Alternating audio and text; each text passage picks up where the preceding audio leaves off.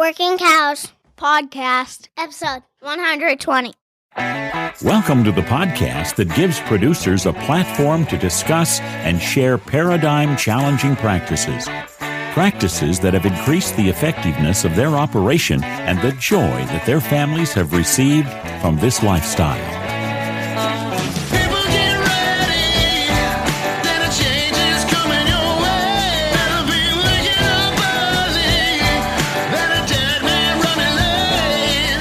Howdy, everybody. It's Clay Connery, host of the Working Cows Podcast, powered by the Global Ag Network.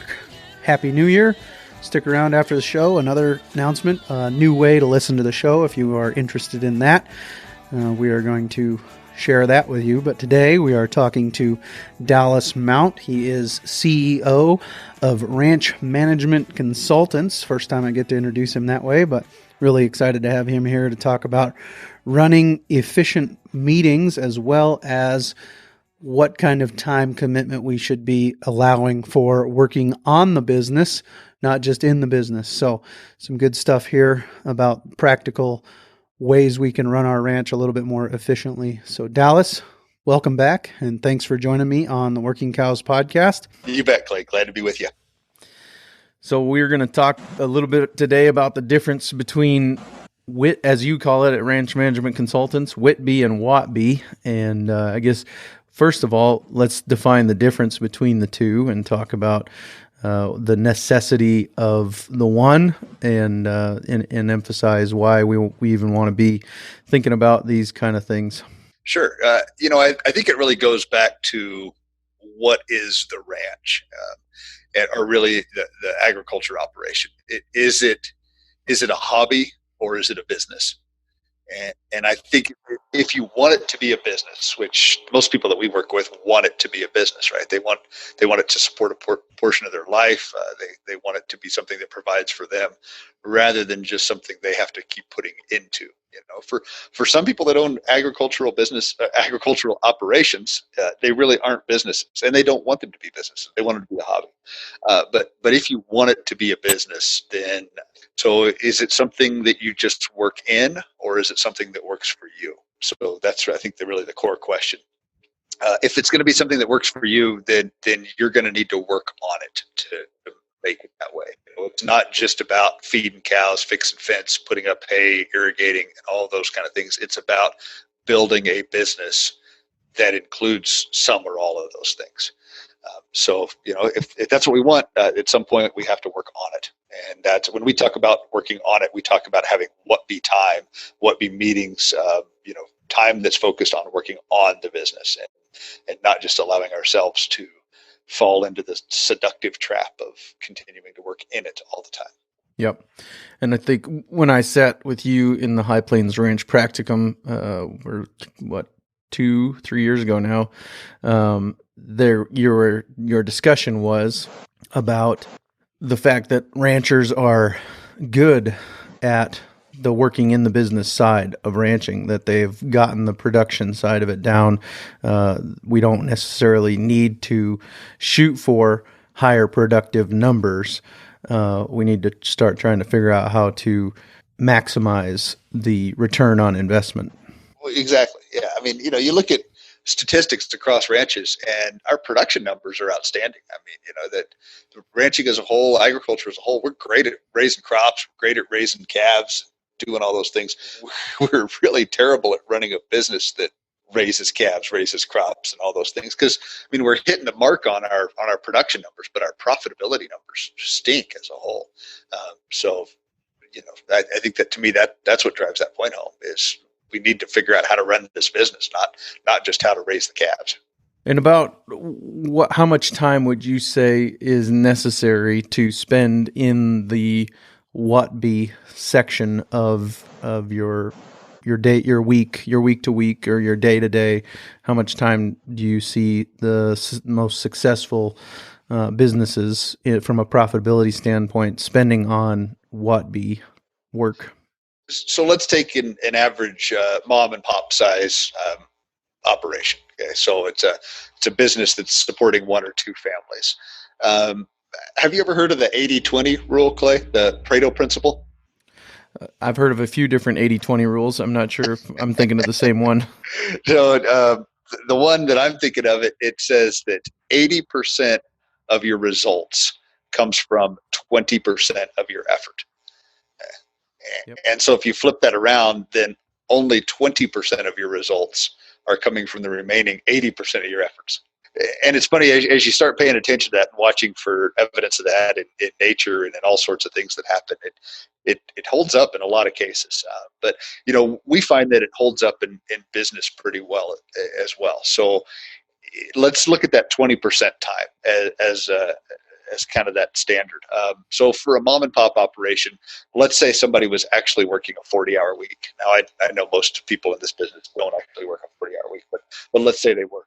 So how many hours would be 20% of a 40-hour week? Out of 5 days, how many days would it be? One. Be one. Yeah. So 1 day a week working on the business could make a huge difference for most people in their bottom line and the way that their life is running.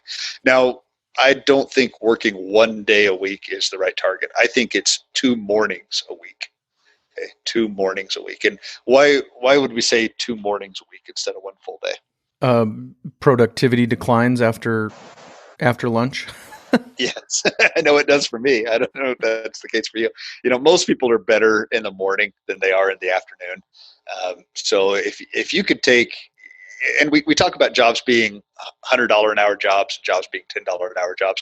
That's probably an underestimate of what they're really worth. It's probably more like $500 an hour jobs and $15 an hour jobs. But the 110 makes a better illustration. So for me, I've got time of the day when I'm worth $100 an hour, and I've got time of the day when I'm worth probably less than $10 an hour.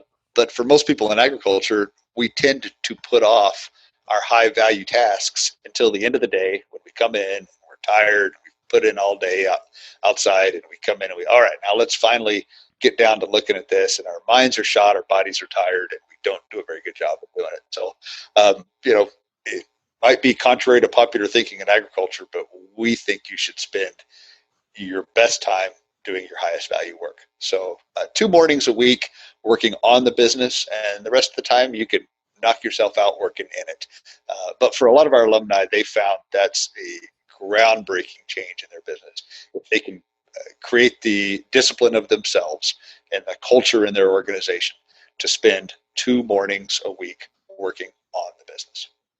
A little bit of behind the scenes podcast insight is that you don't keep everybody to 100% of your episode. So I want to front load this with as much enticement as possible to get them to stick around for the details at the end. And so what are some typical insights that you see people gaining from their WATB meetings? What are some of the things that people how are they realizing these big benefits that you're talking about?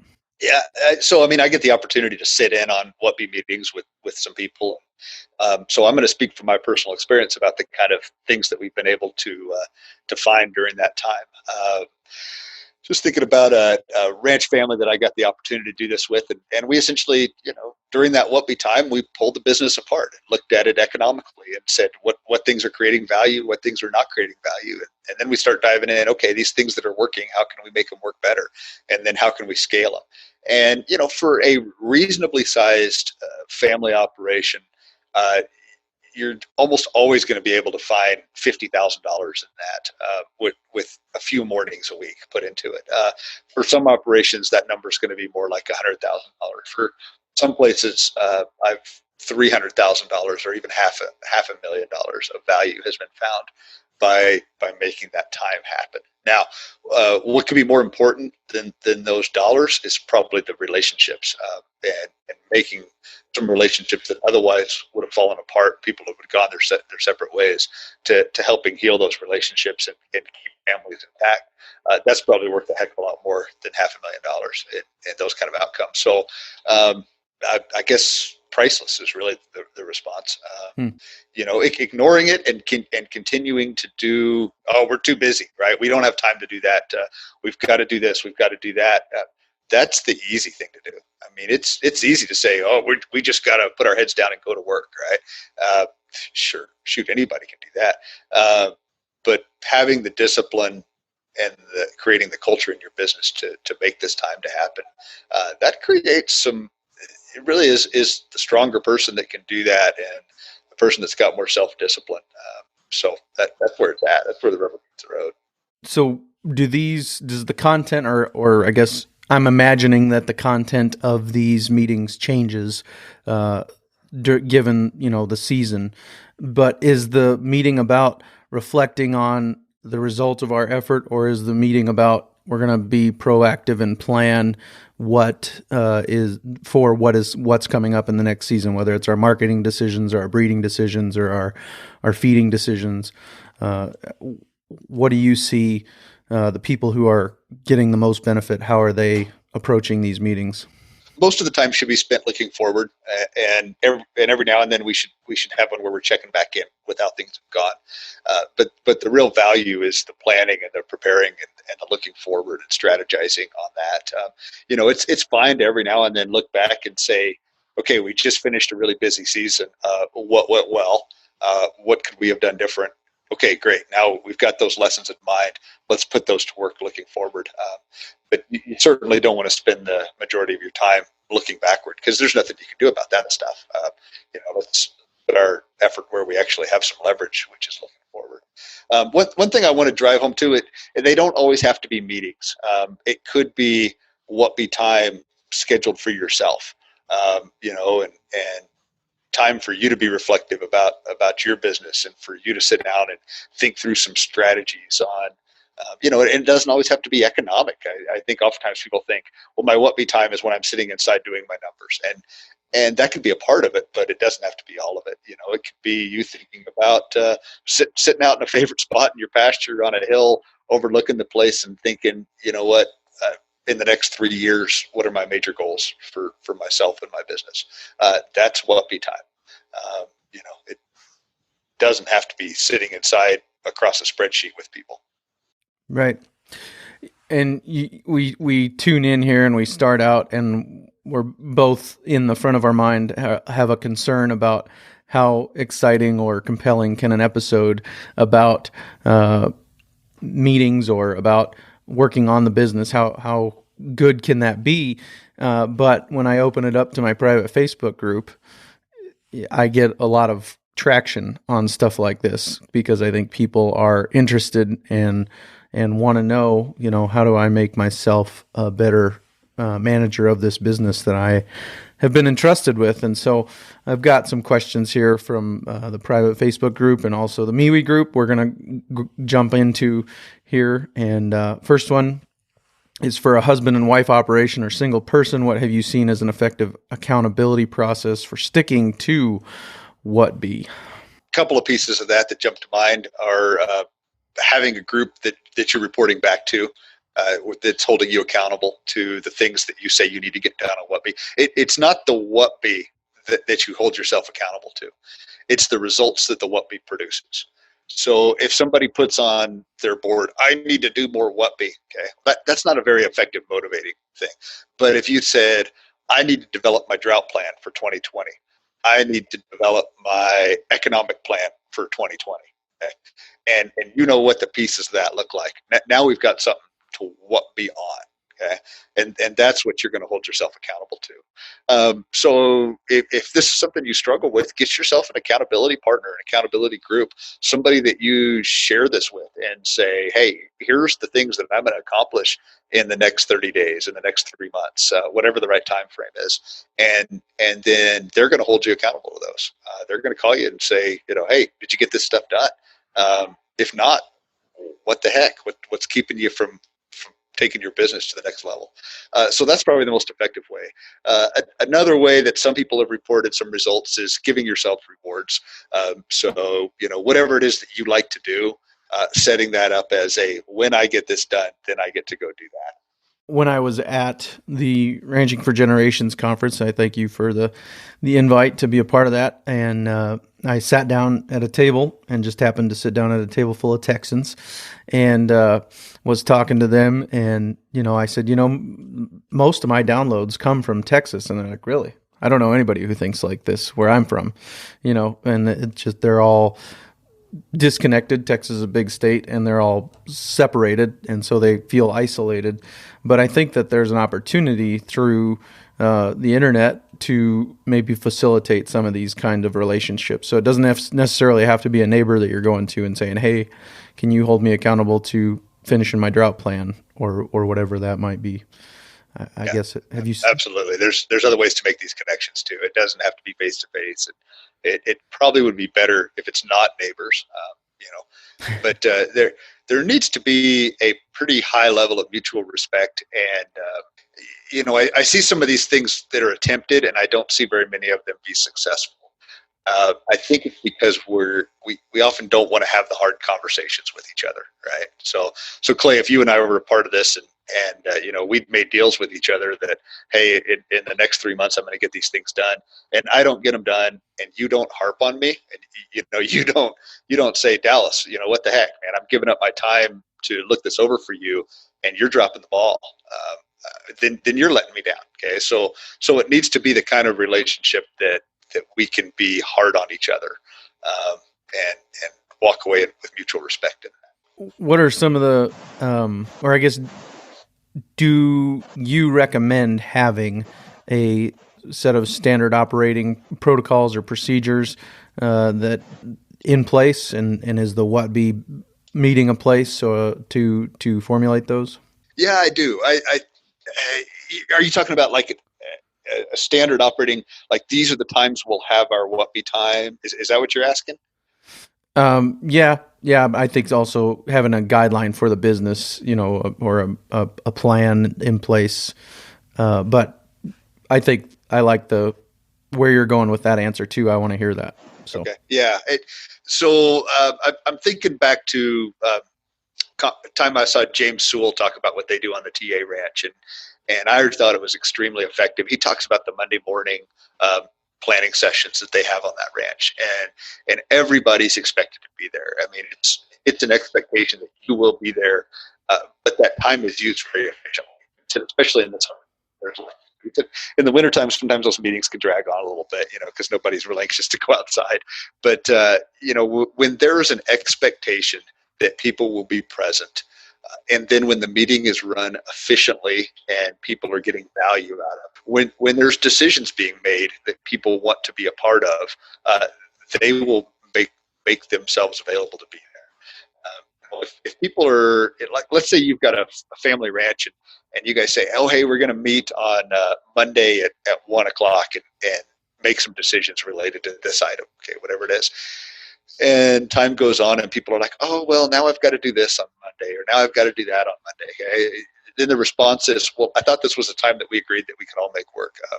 Now, we've got some important decisions to make, and we'd love to have your input on this. We need to make these decisions whether you're here or not. So, if you're here, we'd love to have you be a part of it. But we're going to have to make these decisions without your input if you're not going to make it. And then, they're moved on. The times I've seen when these things the balls start getting dropped are when the meetings don't start on time and they go way too long. It becomes a sit around and kick the ball around session rather than an actual let's discuss it and make some decisions. So if meetings are dragging on far too long, the same issues are coming up and being discussed over and over and over again. There's not a clear result of the meeting.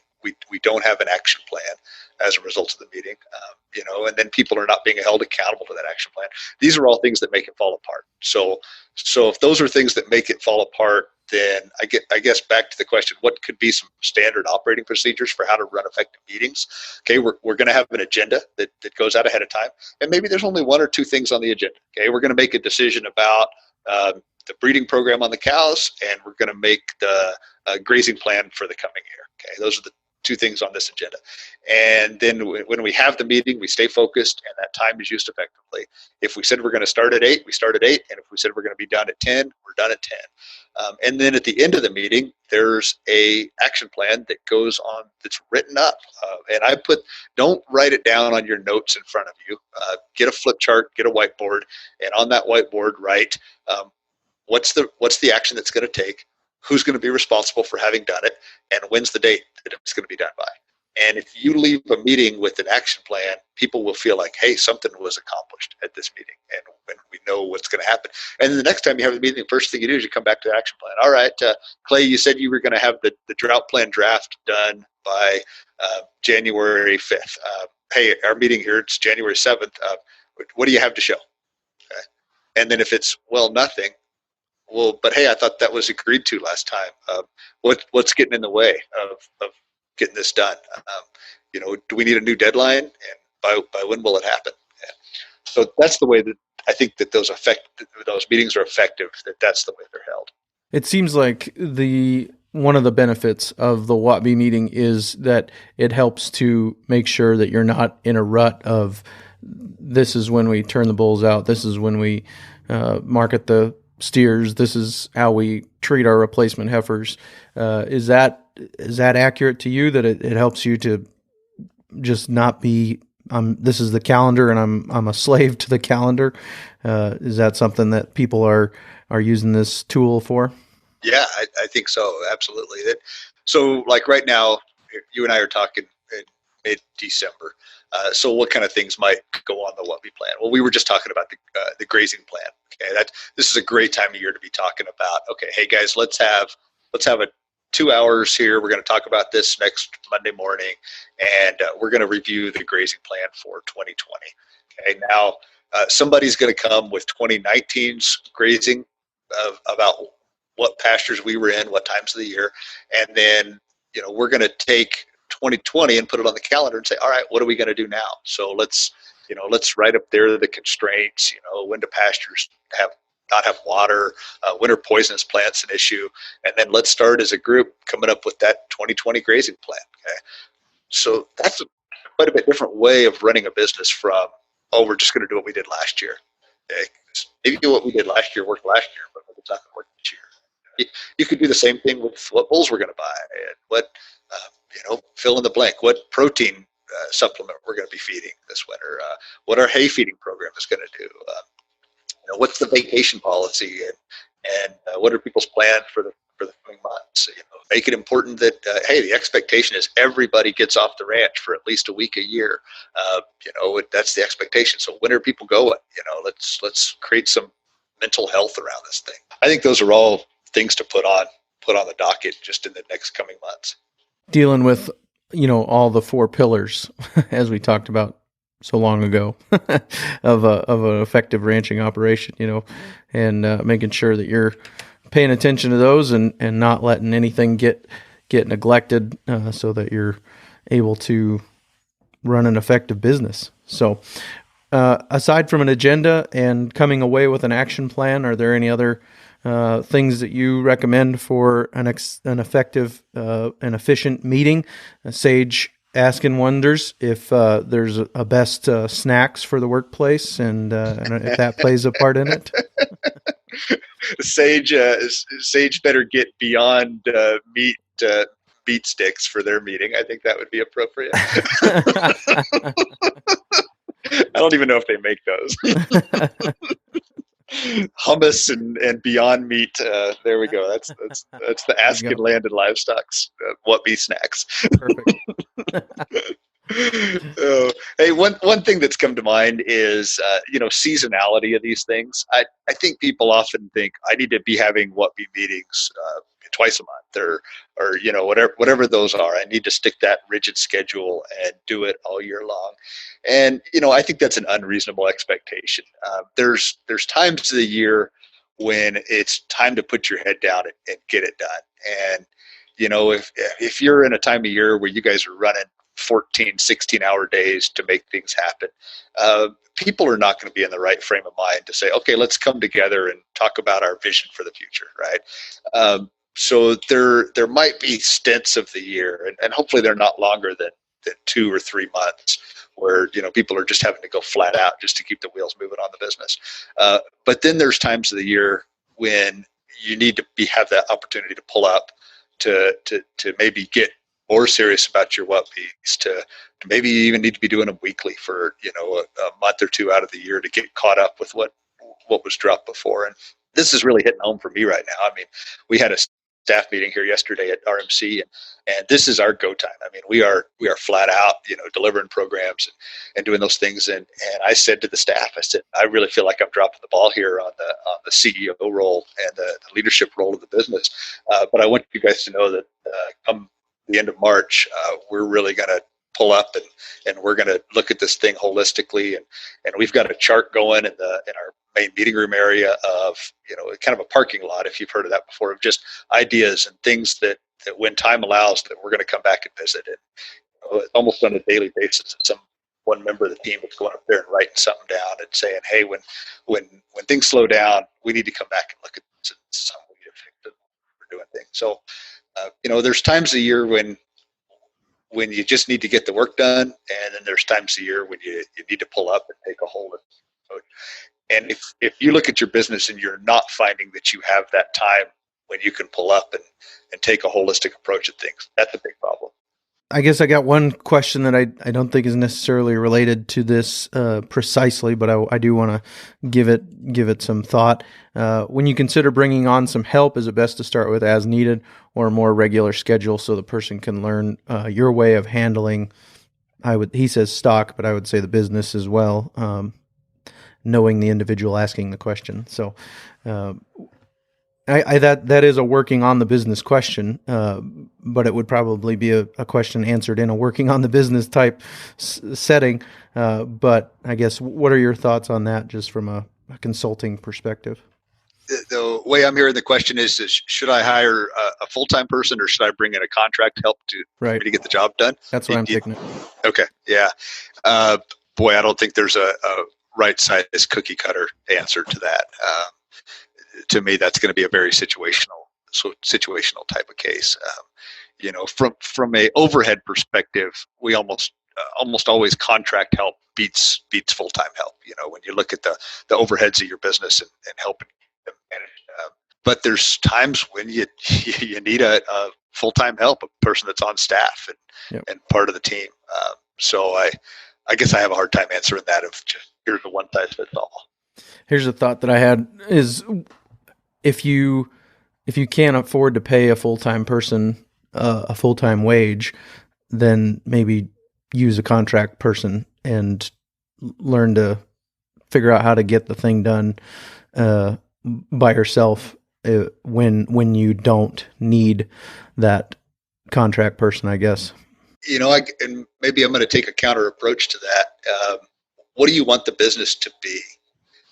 If we want the business to be something that's upsized, that we have help available, that we're not tied to the business, maybe the right thing is go ahead and put somebody on before you can afford them, and then use that person to help you grow the business where you can afford them. That makes sense. I think sometimes we wait too long to say, well, we're going to bring somebody on when we can't afford them, but then that's going to cripple the business to actually be able to grow to where that'll happen. Yep, I understand. Yeah, I've heard it said, and I know you have too. You can't run a sustainable business on unsustainable effort. So that's right. You got it. It's a good Dave Pratt quote. He nailed it on that one. Yeah, and I think I'm not sure he's been on without saying that. Maybe once or twice, but anyways, I really appreciate it. So it's a helpful thing to keep at the front of your mind. So I saw I think on Facebook a post about you completing your first Ranching for Profit school as the CEO of RMC. So congratulations on that, and officially here live. Happy birthday! So any thoughts on this? I guess first couple of months as the head of RMC. Oh man, I got a lot of thoughts on it. It's been really a joyful thing to be a part of and running it, and my heart is full. After having completed that first Abilene school, I'm deeply grateful to what's come before me that's allowed me to do this, from the Stan Parsons, the foundation he laid, to the work Dave and Kathy Pratt have done to build this business into what it is, and create myself, my family, my team here the opportunity to step into that and to continue it on into the next generation. So my heart is full in that way, and my heart is also full with the people, our alumni, and all the folks that continue to support us. Coming to the school, I being members of EL, by just sending us notes and saying keep it up. It's extremely rewarding to be a part of it. It's also been a big transition, of course, for me. Moving from being an employee role at the University of Wyoming for the last almost 20 years to now running a business and being the guy, and having a team here and making payroll and feeling the pressures of that, and having overheads to support and all that. And I've always felt like a bit of a hypocrite teaching the school and teaching about business management, and also being an employee and taking that wage. So I'm not anymore. Here we go. So but man, things are really going well. A lot of credit to the people around me for making that happen. We've got an amazing staff here it's really making sure a lot of the ties are dotted, these are crossed here at the home. So I can be running around doing a lot of the program delivery, and having full schools this first year is an incredible place to be. So right now we're full all the way until the Albany school. So there's opportunities in Albany, New York. Then we've got schools scheduled in Oklahoma City, Columbus, Georgia, and we're just getting ready to announce a school in Boise, Idaho in September. And we'll be starting our same rounds for the winter that we've become accustomed to. So yeah, it's been an amazing change and a great transition. And we're in that time of year where we're just running like crazy and trying to meet our obligations for delivering the programs that we've committed to. So I'm looking forward to getting through this season and having the opportunity to pull up a little bit and be reflective, just right along the lines of the conversation we had today. Well, I thank you for your time today, and I don't want to keep you any longer. I thank you for making some time during this busy season. If you feel like there's anything else that we left on the table regarding working on the business that just can't be left there, I give you freedom to share that at this point. I think we've hit the high points anyway. I guess I just like to end the day again with thanks to you, Clay. Every time I go anywhere now, to any kind of national meetings, to any kind of groups, Working Cows comes up, and people say, Working Cows has a big impact on their life, and it's an amazing the community that you're creating with this, and the impact you're having in people's lives. So thanks to you for the effort you're doing. You continue to amaze me, and I too am a Working Cows groupie. So it's on my podcast, right on the top of the list. So. Well, thank you. Appreciate that. And thank you for the challenge to get started. It's been a huge blessing, not just to me. At this point, it's starting to be a blessing to my family. So really, really been good, and excited about the opportunities that it's presenting in the near future. So one other thing, of course, anything that you want to promote for RMC, you mentioned the Albany School still has some room. I think I saw that for alumni, there is an economics and finance deal coming up in Tucson. Any other things like that? Yeah, I guess I'd just like to encourage folks to look at that Albany, New York school. I had the opportunity to go to New England this year and be a part of that group that started over there last year. There's an executive link chapter that meets in New England. Incredible people that are part of that. To be honest, I was a bit skeptical. Is this the right area that RMC needs to be focusing? And I was completely blown away with the quality of folks in that group. The issues that they're facing are the same issues we're facing here. The enterprises look a bit different. The scale looks a bit different, but the key problems are the same. I'm a bit jealous. Dave Pratt's going to be the instructor for the Albany School, and I'm a bit jealous at the way it's shaping up. There's folks registered from Australia, from Canada, from New England, from Wyoming, Montana, South Dakota, North Dakota. I think I thought some folks from Southwest were coming in there. diversity makes a school awesome. Right. And that's looking like it's going to be one of the most diverse schools that we run this year. So it's going to be an outstanding school. And I'm always blown away with people that call in, and with our full schools in Montana, Colorado, South Dakota this year, we get a lot of calls of people that say, well, when are you going to do a school in my area? And I understand the desire to have that, but it's really asking the wrong question. The question really should be, when is there going to be a school that I can take? It doesn't matter if the school's taught in Rapid City or Billings, Montana, or Albany, New York. The content is the same. It's the people that attend that make the school, and that Albany school is going to be one for the record book. So looking forward to seeing it. And of course, we got the one coming up in Georgia too. So those work better for you. Yeah. And that, you sent me an email when we lined this up and said, what are we going to talk about? I'm like, oh, that's a novel question. So I started to dig around on RMC's website and read some Profit Tips articles. And I'm like, well, let's talk about this.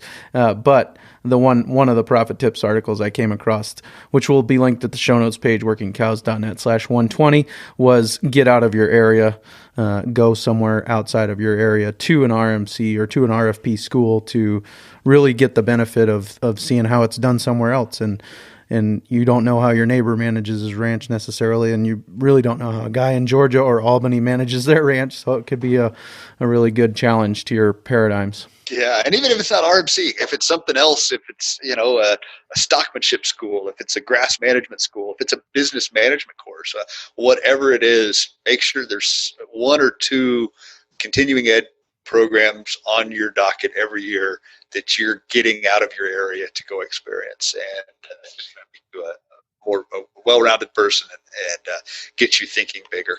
Sounds good. Good place to end it. Thanks, All Dallas. Right. Thank you, Clay. You have a great Christmas, you and your family. You as well.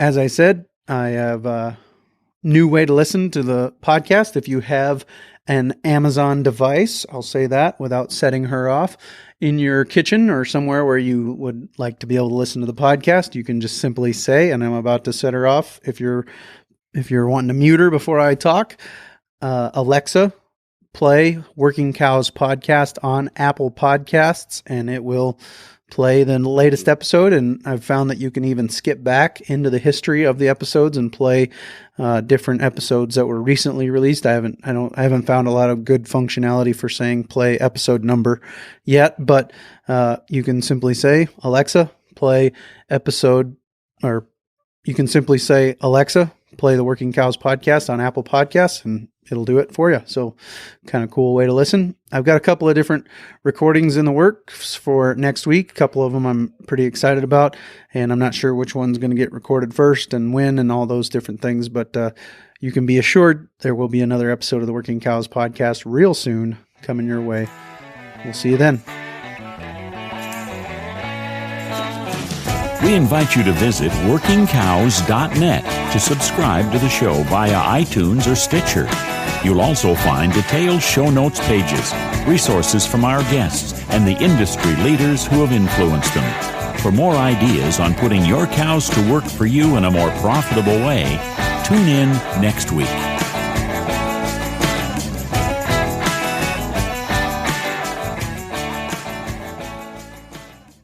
Go ahead. Working Cows podcast. Episode. Say it loud again. Episode 219. Say episode one more time, nice and loud. Episode. Oh, not so loud. Say it again. Episode 120. 120. 120. Without giggling. 120.